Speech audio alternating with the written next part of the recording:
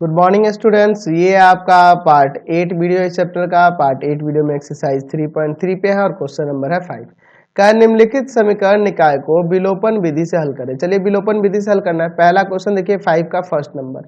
यहाँ देखिए ये दो समीकरण जब यहाँ देखिए x और y इंटू के रूप में इस तरह होना तो इसको अलग अलग डिस्ट्रीब्यूट कर देंगे। यानी कि यहाँ पे पहले समीकरण के लिए 2x बटा एक्स वाई और प्लस में हो जाएगा 5y बटा में एक्स वाई इक्वल टू 6। समझ गए ना, अलग अलग इसको डिस्ट्रीब्यूट कर दिए।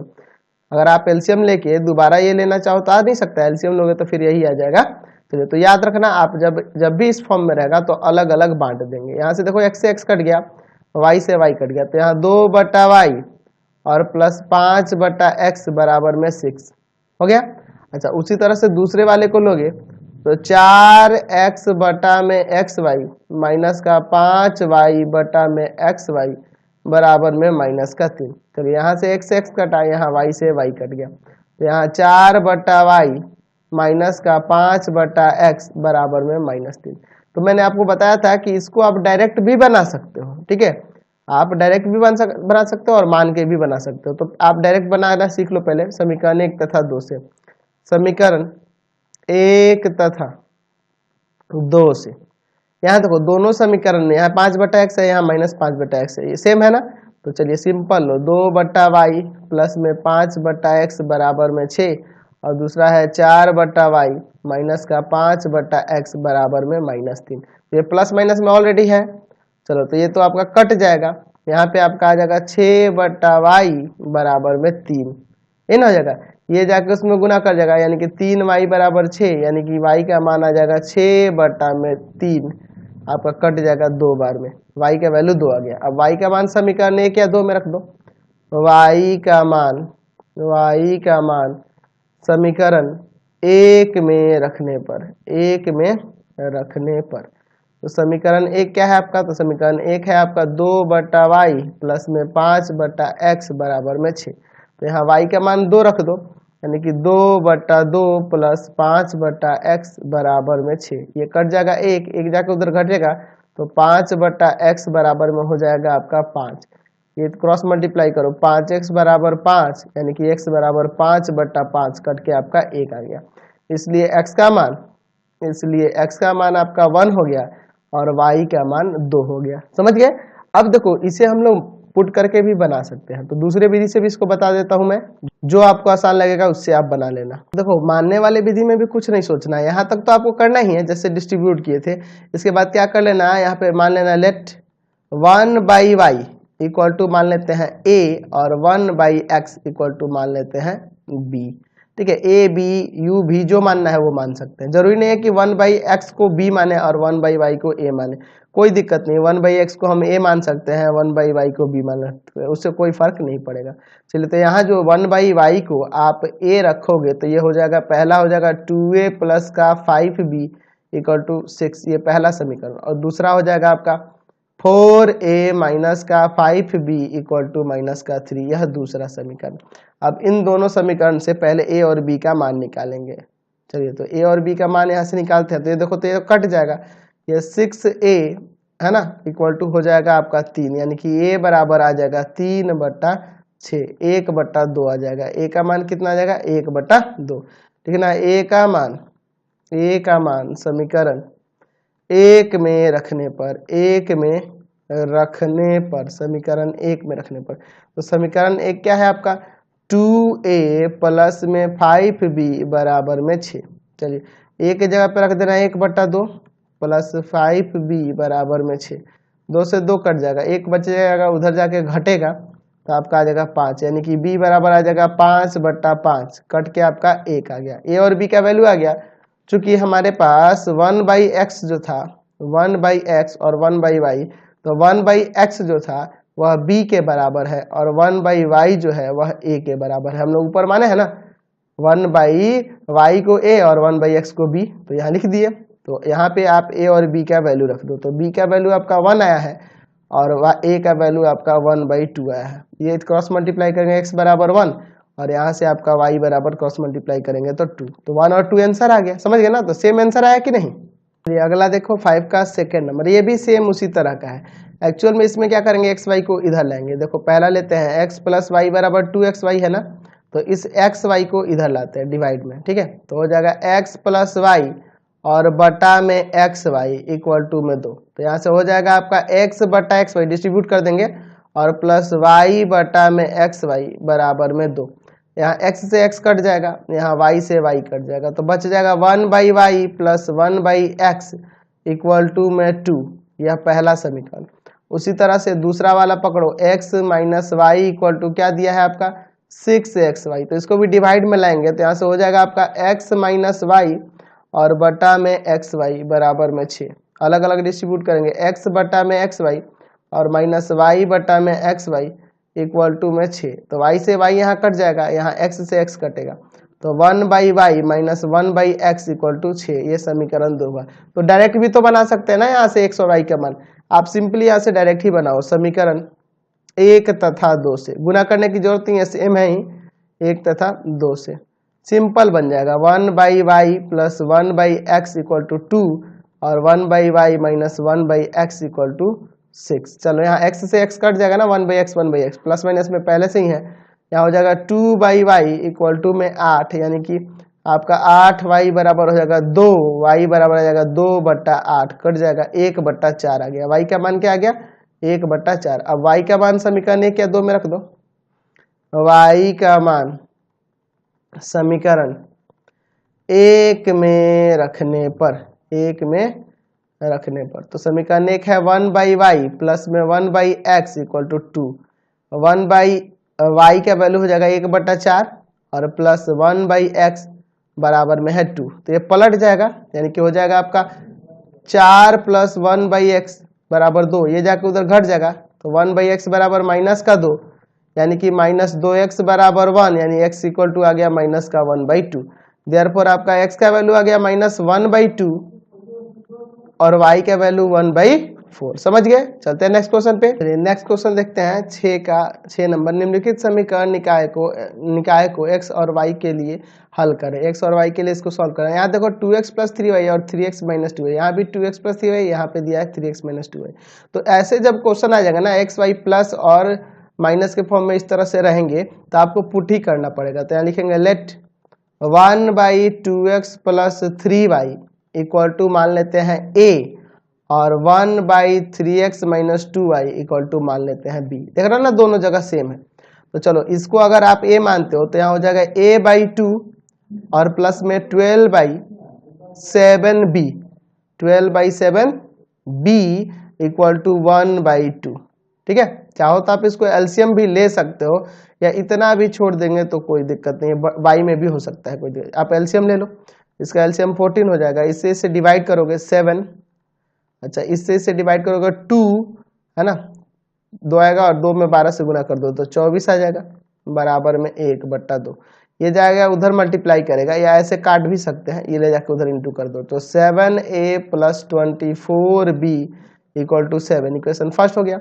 उसी तरह से यहाँ पे पकड़ो तो हो जाएगा 7a हो जाएगा ना, सॉरी 7a और प्लस में 4b इक्वल टू 2। ये आपका इक्वेशन सेकंड हो जाएगा। ठीक है, अब देखो a वाला तो दोनों में टर्म सेम है तो मल्टीप्लाई करने की कोई जरूरत नहीं है। हम लोग ले लेते हैं दोनों इक्वेशन से, फर्स्ट और सेकंड से a और b का पहले वैल्यू निकालते हैं। ठीक है, चलिए तो लिखेंगे समीकरण 1 तथा 2 से क्या हो जाएगा 7a plus 24b equal to 7 और हो जाएगा फिर 7a प्लस का 4b इक्वल टू 2। साइन बदलो, यहाँ पे ये कट जाएगा, यहाँ पे घटाओगे तो क्या हो जाएगा आपका 20b इक्वल टू 5, यानी कि यहाँ से आ जाएगा b इक्वल टू 5/20 कट जाएगा 1/4 आ गया, b का वैल्यू 1/4। तो लिख देंगे b का मान समीकरण 1 2 किसी में भी रख सकते हैं, समीकरण 2 में ही रखो ना, 2 में रखने पर समीकरण 2 में रख देते हैं b का मान। तो समीकरण 2 है आपका 7a प्लस 4b बराबर में 2, तो 7a प्लस 4b की जगह 1/4 और इक्वल टू 2। ये कट जाएगा 7a, ये जाके उधर घट जाएगा तो 1, यानी कि a इक्वल टू 1/7 आ गया है ना।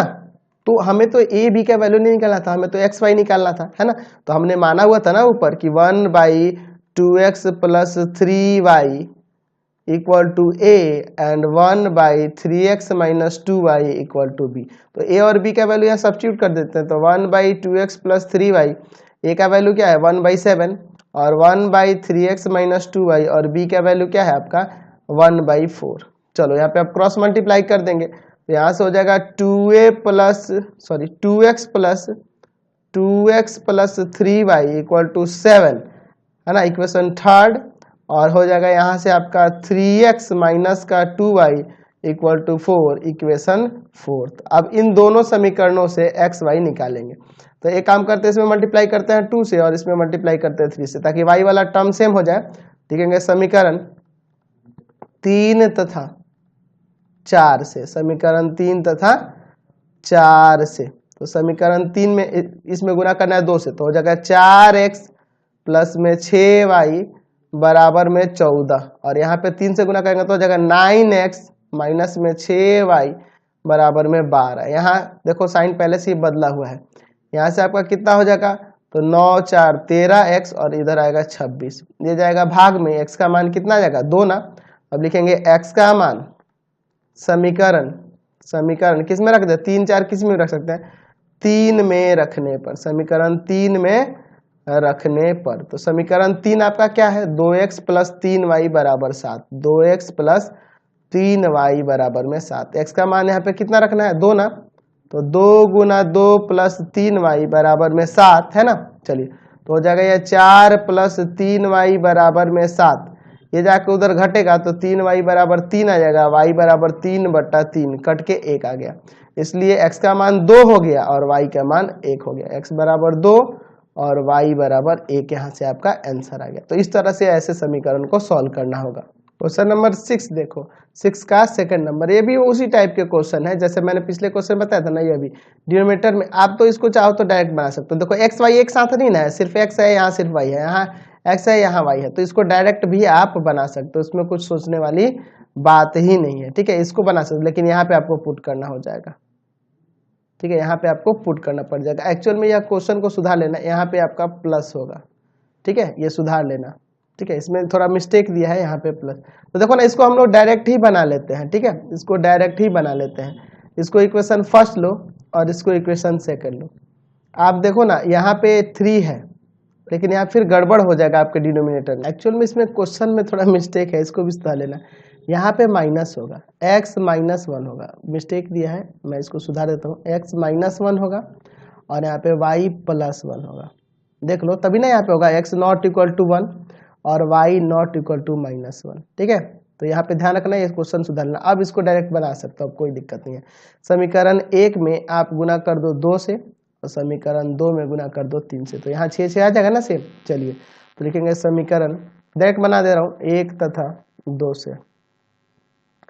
चलो 2 से गुना करोगे तो हो जाएगा 4 बटा में x माइनस 1 और प्लस में 6 बटा में y प्लस 1 बराबर में 4, और यहाँ से आपका हो जाएगा 9 बटा में x माइनस 1 और प्लस में 6 बटा में y प्लस 1 बराबर में हो जाएगा 3 से इसको काट देना 13 बटा 2 हो जाएगा।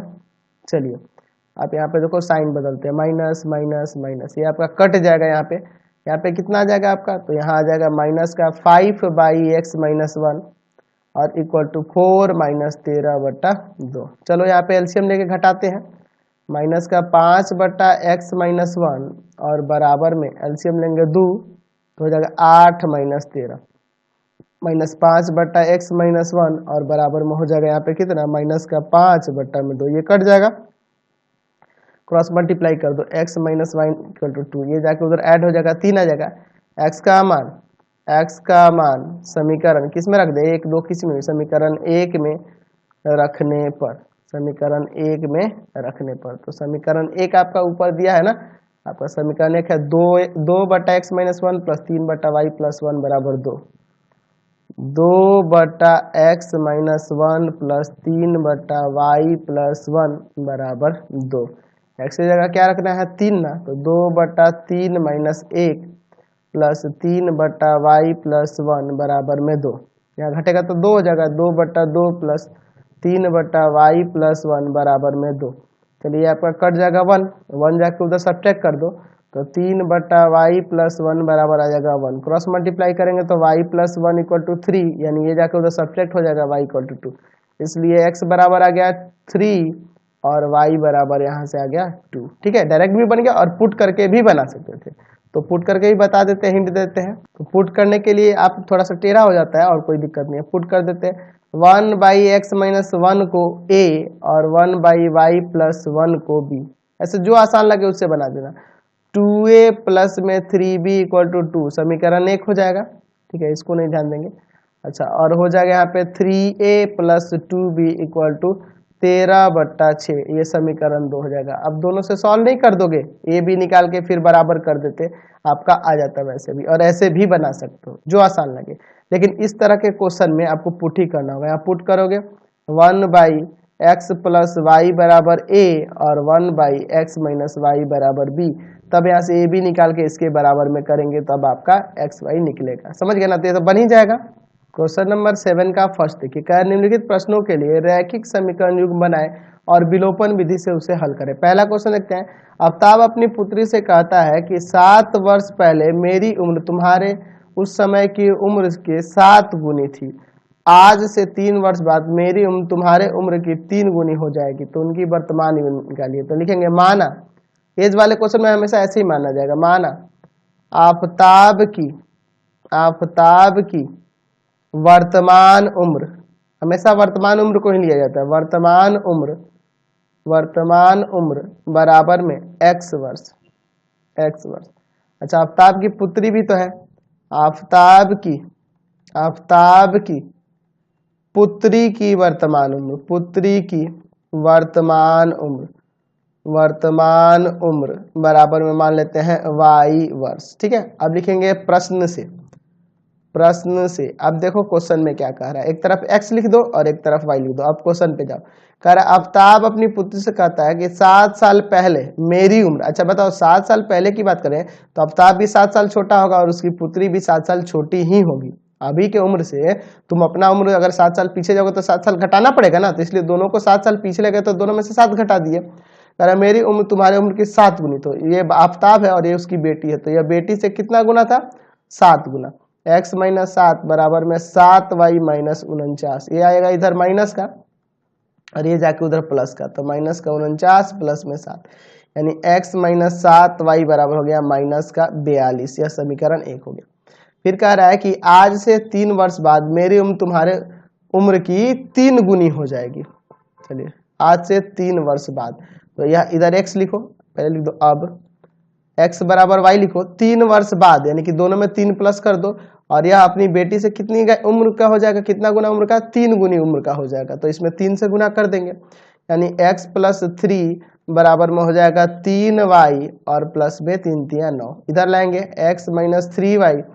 अब देखो ये जाके उधर घटेगा ना, 9 में से 3 गया, तो x माइनस 3y बराबर में आपका आ जाएगा 6। यह समीकरण 2। अब समीकरण 1 और 2 से x y का मान निकालेंगे, समीकरण 1 तथा 2 से।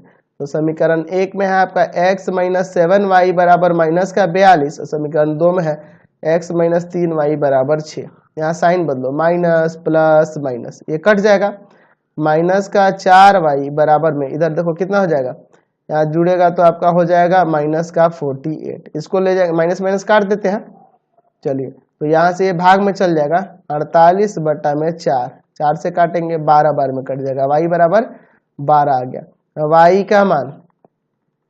का मान समीकरण 1 2 किसी में रख देते हैं, 2 में रख देते हैं, 2 में रखने पर तो क्या हो जाएगा यहाँ पे, तो समीकरण 2 है आपका x माइनस का 3y बराबर में 6, तो x माइनस 3 y के जगह पे क्या रखेंगे आप, तो y के जगह पे रखेंगे 12 बराबर में 6, तो 12 3 36 हो जाएगा ना। चलिए, 12 3 36 और ये 6, इधर जाके वो प्लस हो जाएगा, तो x बराबर 6 प्लस में 36, यानी कि आ जाएगा आपका कितना, 42। इसलिए आफ्ताब की वर्तमान उम्र बराबर में 42 वर्ष। आफ्ताब कितने साल का है? 42 वर्ष। और आफ्ताब के पुत्री की वर्तमान उम्र, आफ्ताब की पुत्री का वर्तमान उम्र बराबर में 12 वर्ष। तो यहां से हम लोग का 42 और 12 आंसर आ गया। समझ गए? चलिए 7 का सेकंड नंबर क्वेश्चन देखिए। कह रहा है 5 वर्ष पहले नूरी की उम्र सोनू की उम्र की 3 गुनी थी। सोनू की उम्र की 3 गुनी थी। 10 वर्ष पश्चात नूरी की उम्र सोनू की उम्र की दोगुनी हो जाएगी। तो नूरी और सोनू की उम्र निकालिए। तो लिखते हैं माना नूरी की वर्तमान उम्र बराबर में x वर्ष। और दूसरा कौन है? सोनू है। सोनू की वर्तमान